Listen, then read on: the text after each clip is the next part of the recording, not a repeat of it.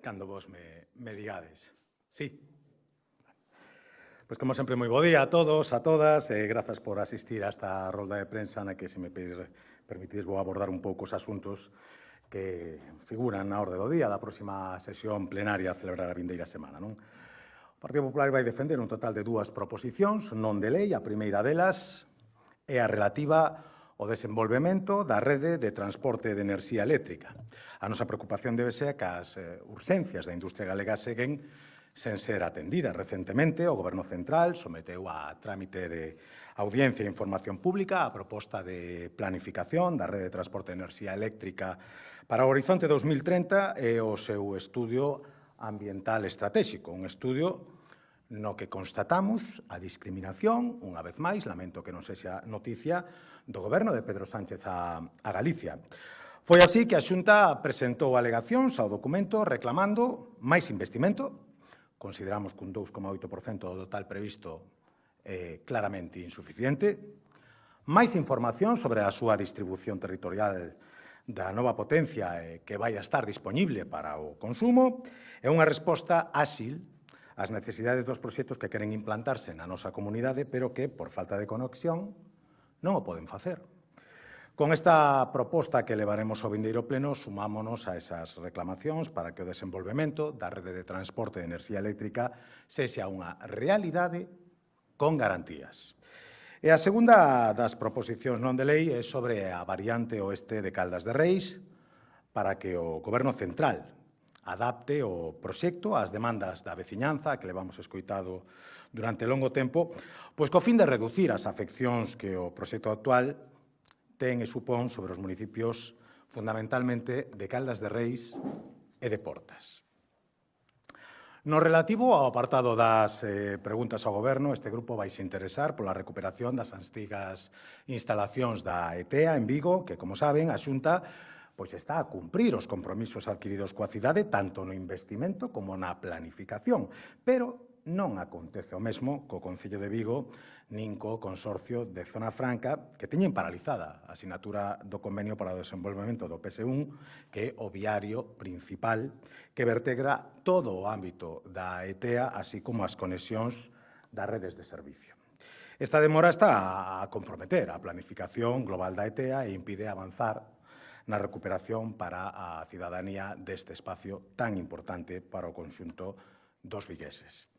Outra das cuestións que levaremos a pleno é o acordo acadado entre o Goberno de Alfonso Rueda e as organizacións agrarias sobre o acordo con Mercosur. Esta acción conxunta e consensuada supón unha posición firme de Galicia para trasladar tanto á Unión Europea como ao Goberno Central as peticións de Galicia, sin que, por certo, o Goberno Central siga a día de hoxe sin concretar que vai facer ante este novo escenario que se abre para protexer e impulsar o sector primario galego.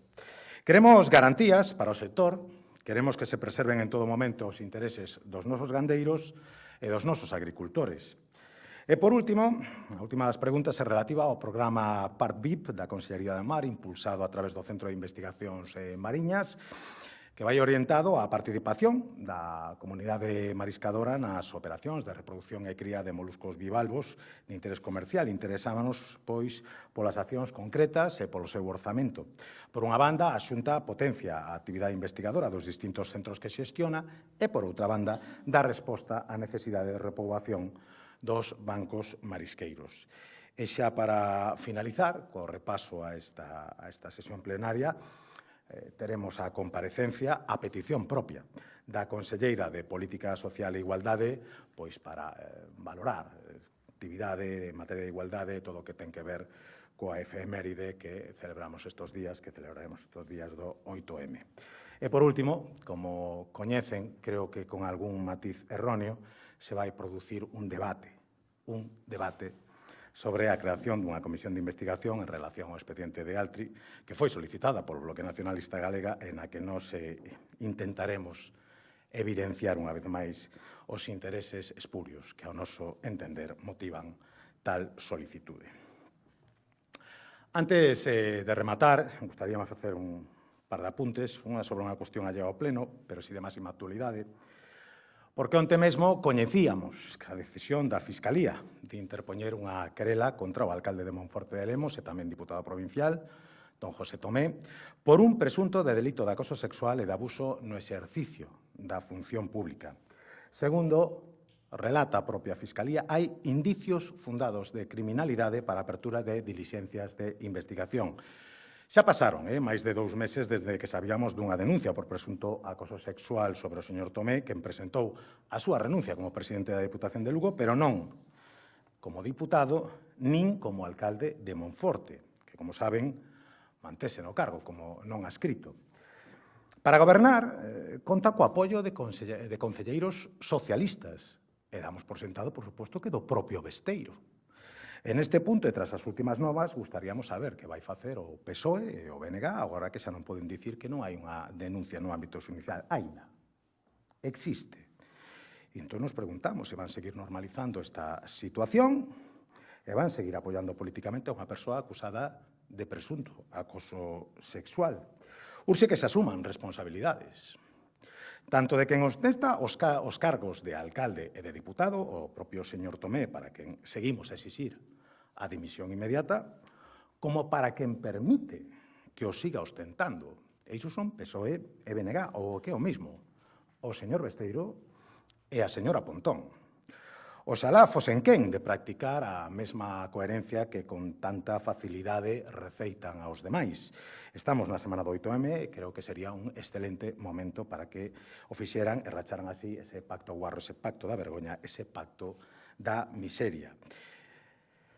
Por último, quería pronunciarme tamén en relación á proposta formulada polo BNG para ocupar as funcións de Xunta Valeduría do Pobo. O Grupo Popular trasladou esta mañán que vai rexeitar esta candidatura, a noso entender, por motivos máis que obvios. A proposta ten un perfil que ten moito máis que ver co activismo que coa institucionalidade, o que converte a persoa proposta nun candidato ao noso entender incompatible co costo que se lle quere asignar. Cústame creer que dun día para outro adquira a apariencia suficiente de imparcialidade e de ecuanimidade simplemente polo feito de que renuncie en escasas horas a actividades que o farían incompatible coas propias responsabilidades para as que foi proposto. É importante lembrar que existe, ou ao menos existía, eu quero pensar que sigue existindo un acordo entre todos os grupos para preservar a obxectividade e a institucionalidade da valeduría. Un acordo que o Partido Popular de Galicia cumpriu escrupulosamente. A proposta de valedora foi recoñecida unánimemente como idónea e contou coa aprobación do Pleno sin votos en contra. E pola contra, esta proposta do BNG ten máis de unilateral que de consenso e moito máis de política que de institucional.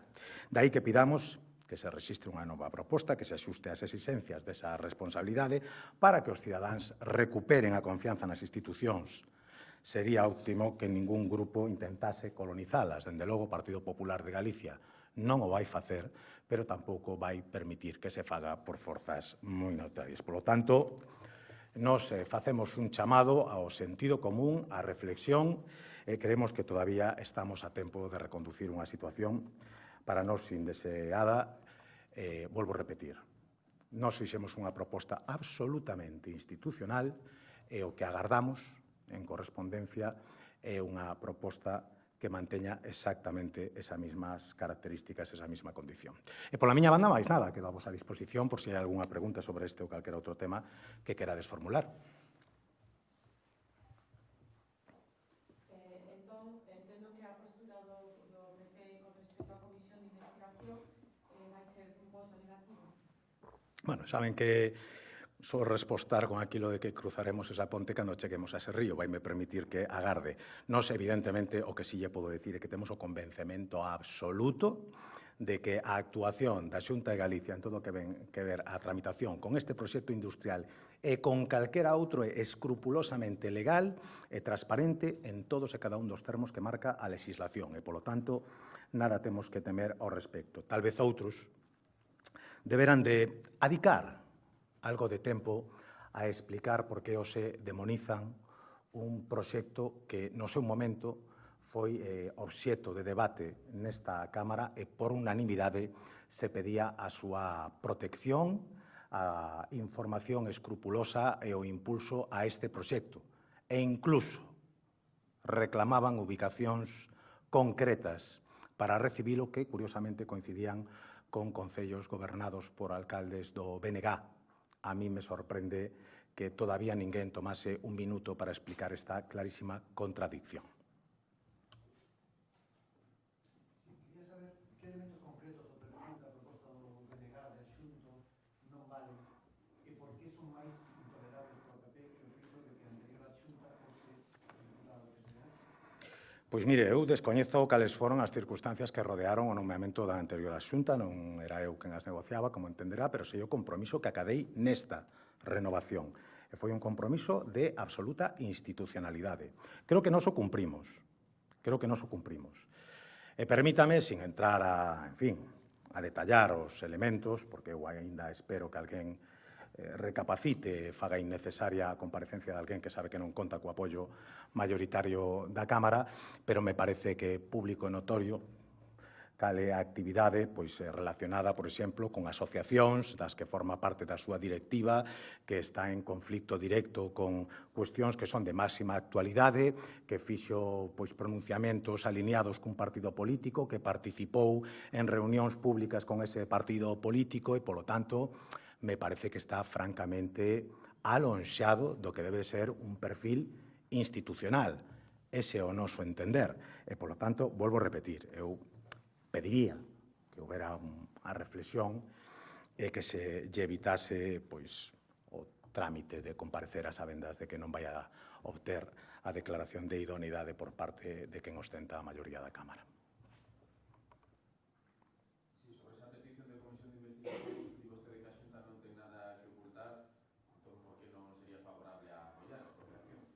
Porque se fora favorable a apoiar permanentemente as peticións de comisión de investigación formuladas polos grupos da oposición, ocuparían probablemente a inmensa maioría da actividade deste Parlamento. Eu creo que os galegos están esperando de nós que debatamos aquí sobre como solucionar os temas que lle afectan directamente e non como resolver as cuitas ideolóxicas do Bloque Nacionalista Galego, que, volvo a repetir, está nunha estrategia, que ademais fixo pública a UPG, de crear conflictividade e confrontación. Nos non podemos impedir que traian o debate, pero evidentemente si podemos poñer un pouco de sentido común e de frenar unha deriva que francamente nos parece moi prexudicial para o conxunto da sociedade galega.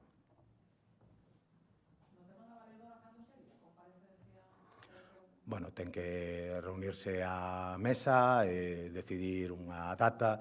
Eu supoño que será, inmediatamente despois do pleno, pero non teño a data todavía, non a descoñezo.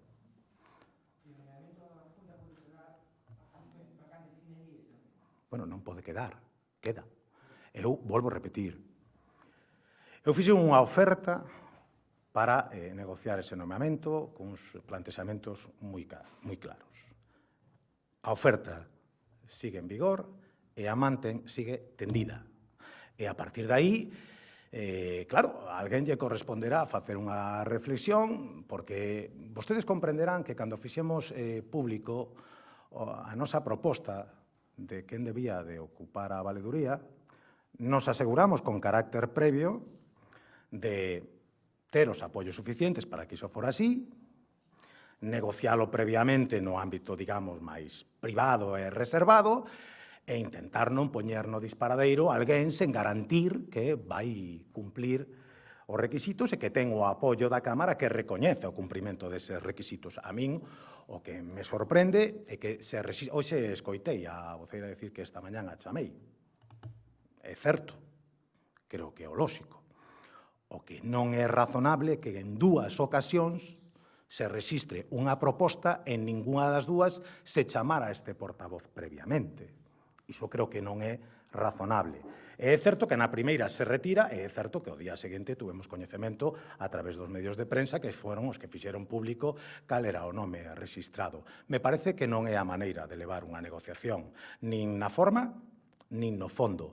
E, polo tanto, eu volvo a repetir, mantendida, vontade de diálogo, os mismos criterios que establecimos no seu momento para renovar a institución, e se cumplen estes criterios, nós non vamos a poñer ningún tipo de impedimento, porque creemos que efectivamente é bo que a valeduría complete a súa estrutura no menor plazo posible, pero volvo a repetir, son outros os que fixeron propostas unilaterais, sin consentimento, non negociadas, non acordadas e que, polo tanto, non van contar co apoio do Grupo Parlamentario Popular, porque diálogo, todo, pero cesións a chantaxes non as vamos a admitir nunca.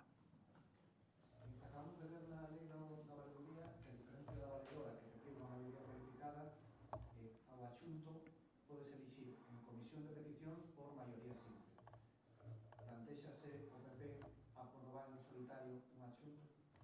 Volvo a repetir, nós temos un acordo para a renovación da institución e nos gustaría que fose un acordo que garantise obxectividade, institucionalidade e pluralidade. Eso que nos gustaría. E como todavía non rexeitamos a posibilidade de alcanzar un acordo, como todavía seguimos coa man tendida, agora mesmo ese escenario nin o plantexamos. Evidentemente, se alguén acabase forzando posturas de bloqueo sine die, plantexaríanos buscar unha solución. E hai moitas, polo tanto, non quero plantexar a priorismos e volvo a repetir, teño a esperanza de que academos un acordo para que esa renovación se produza por consenso. Nada me gustaría máis e, dende logo, eu e o meu grupo imos seguir traballando con ese objetivo.